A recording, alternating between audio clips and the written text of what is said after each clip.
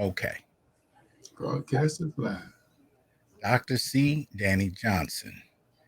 It, Dr. T. Hassan Johnson. Hot. tell, tell us who you are and what your experience has been over the last, professionally over the last few decades. My name is Dr. C. Danny Johnson, and the only reason I'm a doctor is because of Dr. T. Hassan Johnson. He challenged me. And I've been a pastor for nearly 25 years, and I retired a few years ago. And from that, it kind of created a identity crisis because there were a lot of conflicts in terms of my my background, my history, and my ambitions. And then things changed because once I retired, I got real sick for quite some time, and it was like one thing after another, after another, after another. And so here we are. It's been, I guess, in the past 6 to 9 months, things have been kind of elevating slowly, slowly, slowly. And so that's where things are right now. I'm just kind of coming back to myself, I guess.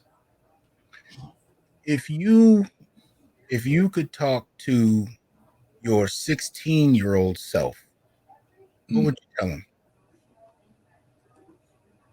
about life, about navigating this, about dealing with it? What would you say to him? I would say that there are a lot of traps set intentionally to cause people to stumble and lose time in their life pursuit.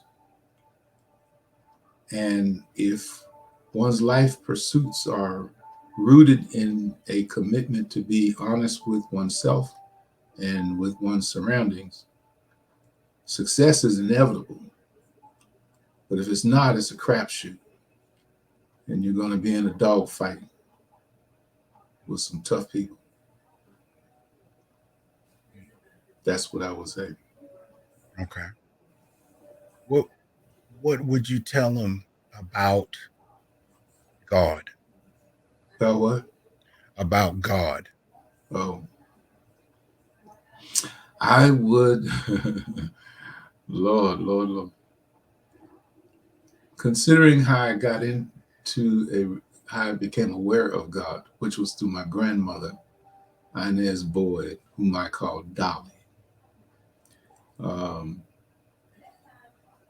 she could read and write, and she was a very intelligent woman. She was very independent, but she was also one who believed in possibilities. So she was the one that first uh, brought that whole subject to my attention. She gave me a little Bible, wrote my name, and now that was precious for me to this day. And she believed not just in a God of the church, but she believed in a God of reality, and that reality is, you know, you and God in reality run close together. But that's not the message I got from school when I Yeah. got grown and I started studying, quote unquote, studying and being under the tutelage of various persons, all of whom I have great respect for still. But I think the whole issue of reality gets clouded in the traditions and in the language of the church, black church. I have to be Mhm. specific because there are distinctions. And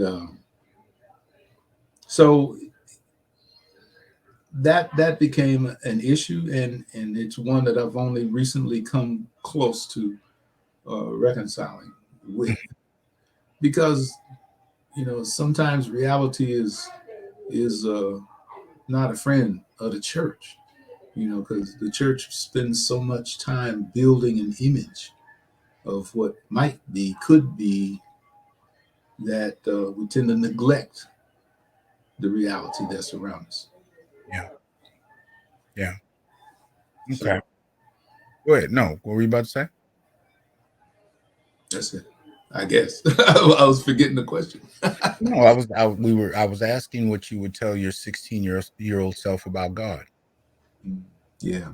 Yeah, I would say that, yeah, God is not a person. God is not sitting somewhere uh, with a scorecard taking notes of every lie you thought or everything you do or did or was done to you. Know, I don't think that is helpful uh, to think of God in that way. I see God as the whole principle and reality of truth itself. The the ability to be aware of a distinction is a great gift. And I think if there can ever be something that we can identify in some singular kind of way as being God, it would be that God is true and reality is true. Realities can be augmented, they can be, uh, they can be dressed up in different ways. Hmm. But I think the problem comes when we invest too much into systems that are really not based in reality. They're based in imagery or illusions. Hmm. Okay. That becomes a big conflicting issue because, every young person wants to invest themselves in something, great. Hmm. But most of the systems in which we operate in and that we try to seek approval for, and, by those who are in position to administer such approval, Hmm. those are all the systems of men, and those are all illusionary in many ways. Not every way, but in many ways. So, you can either invest yourself in those structures that get you pats on the back, or you can invest yourself in being what the best you can be. Be it, not perform. Mm. Not meet someone's standards, but to do the best you can see to do for yourself in that moment. Just real quick, I can hear her as well as you almost. Is there anything we can? She's on the phone. Okay. This is what it is. Huh? Okay. Um, so to a young man who's trying to find his way and figure out which path to take as far as developing a relationship with God, um, how do they go about that? Even in the midst of the church, how do they go about it? What would you tell them? I would probably not be welcome in some churches because my first priority would not necessarily be the pastor's wishes. Hmm. It would be more in line with learning to recognize what's true versus what's image. Mm. And I would encourage them that the closer you get to recognizing reality in its operations, Yeah. the closer you're getting to God. And actually, I did give that advice to a young man who was just graduating high school before I retired. And he got, for some reason, he got interested in the idea of physics. And I love physics. So I told him the better you understand the operations of the world, the closer you are to seeing the handiwork of God. And today, he's an engineer. Nice. Yeah, matter of fact, he's the head of a sort of an association of engineers at East Tennessee State University Nice. under the guidance of a former deacon of mine who was the chair of that department. Nice. I'm just saying that the best way to appreciate and worship God is to appreciate what He's provided us with. awareness, vision, imagination, Okay. truth. Yeah. Yeah. Nice. Um, what do you say to somebody who has lost their way and have contemplated hurting themselves or ending themselves because they just can't figure out what to do? What do you tell them? That's a hard, boy. That's a hard question. That's a tough question. Because I've had to answer that question a number of times, Mhm. even to myself. Um, what I tend to settle on is that if we're here, if we exist, if we are alive and aware, then there's something in the broad expanse of reality that wants us to be there. Mhm. And if that, with that being the case, um, we have to trust in opportunities as they exist. And if you can ever try to find that little bit of good in the midst of, extreme oppressive situations, which are not necessarily always political, Mhm. um, that, that has always given me, that hope, that will to take one more step. And that's pretty much how I have tried to counsel others. Uh, just take one step at a time, not without, don't have a bunch of expectations about anybody. If God wakes you up or allows you to wake up to another day, then you have another opportunity, and you do with it as you will. Just don't lie to yourself, but you do with it as you will. And the Lord will put you back in a place that you need to be. In other words, truth will allow you to take a place, in this play that we're all acting out. Yeah. I have a friend that was a member at the church for a number of years, and he got into truck driving. So he drove cross country. So seeing him was rare. We talk on the phone. He could be anywhere in the country, but he would call every now and then because I was his pastor. He liked me.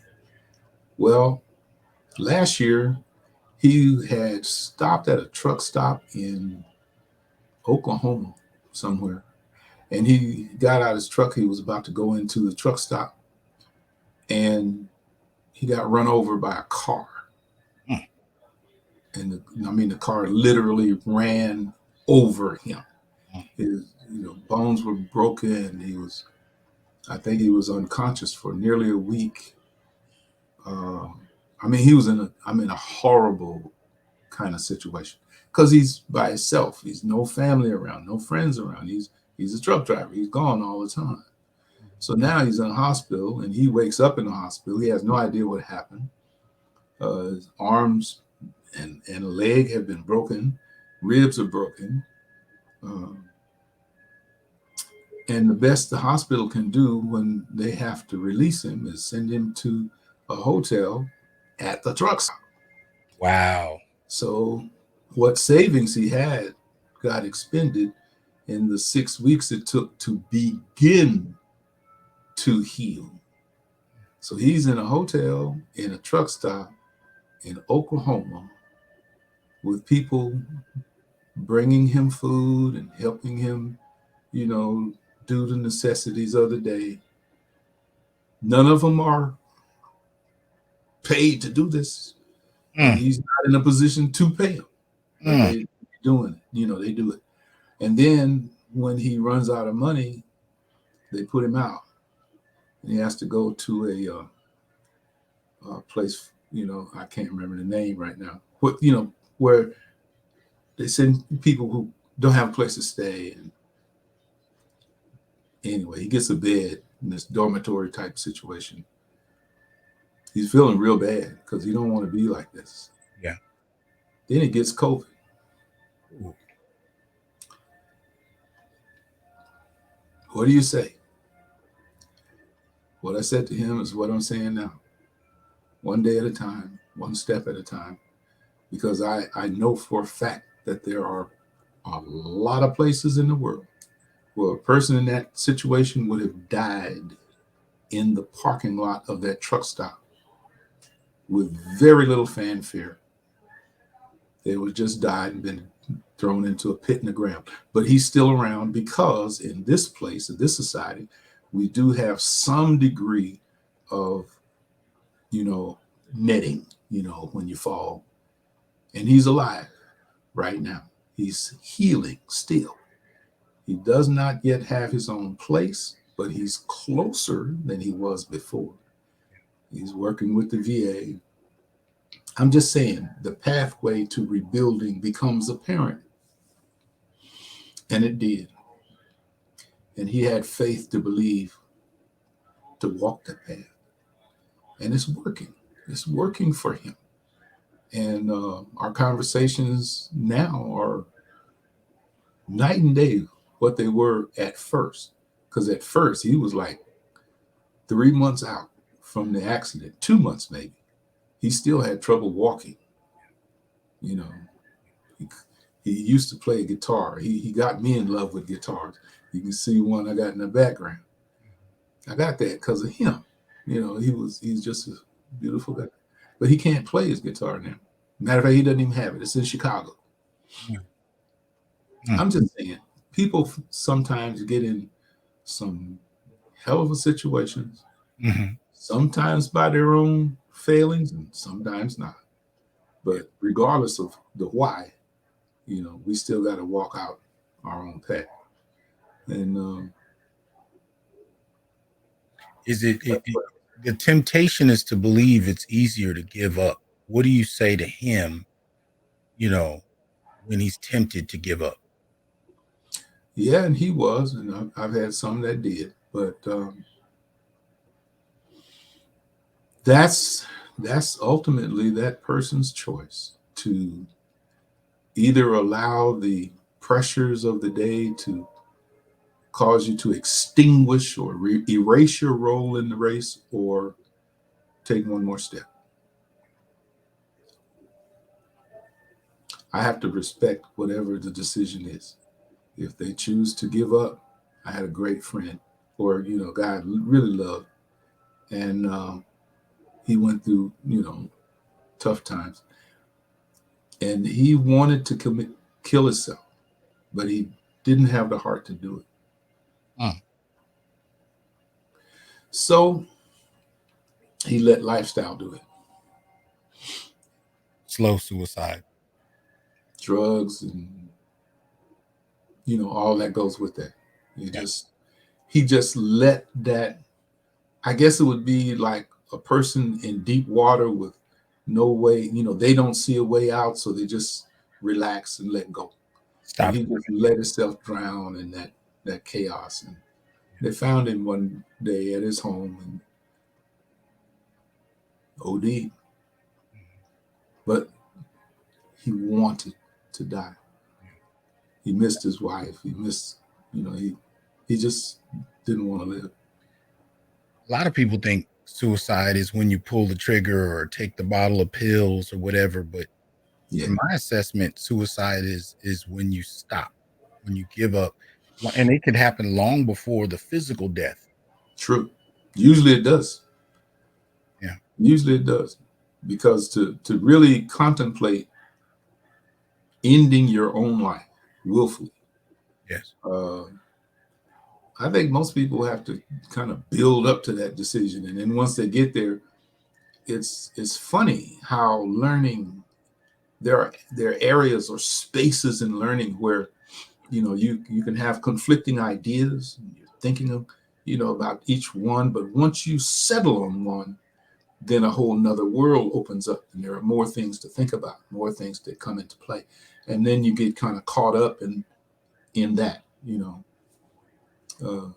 I recognized something a long time ago that if we the way people talk about the devil and hell and Satan and all of that is controversial at best. But one thing stands out as true, and that is that if one could consider a stairway that can go either up, if we want to consider God as up, or down, if we want to consider hell as down, and that there is something you want on every step. And you just have to decide, what do you want more? Do you want the thing that's down or up? You got to choose. Mhm. But on every step, there's something you want. You got to decide. That's life. What is the measure of, and this will be the last question. What is the like what how do I put this? What do you use to make that decision on which step to take? What do you tell people to use as a measure to decide that? For me, that's not hard because it's based upon what it is you ultimately want to achieve. Um, for example, if you're a young person and you want to become a professional athlete, but most of your friends really, really like to hang out, get high, fight, and get as much as they can get from whomever. Uh, the conflict in terms of where you invest your time makes it such that if you want what they're doing, that's where you'll spend your time. If you want to be a professional athlete, you'll spend your time developing that instead. So you got to choose. There was a guy in England, British guy, I think he was both Jewish and gay, but he wrote a book, and I can't remember the name of it at the moment. And he talked about, he was talking about addiction, and he was trying to prove a point that addiction had more to do with one's sociology than it has to do with a chemical addiction. And I thought, I don't know about that. But in time, I grow to appreciate it. So he used an analogy that's cute, and he called it Rat Park. And in Rat Park, rats could have all the food they want, all the sex they want, play all the games they want, and they also could get a little sip of heroin and sugar if they wanted. I think in the illustration, most of them eventually let go of the heroin because they only used the heroin when they were alone. But when they were in a social setting where they had relationships and the opportunities that those relationships bring, they chose relationships over the drug. Okay. I think that holds in a lot of situations. I think it's particularly poignant post-pandemic to say that. Yeah.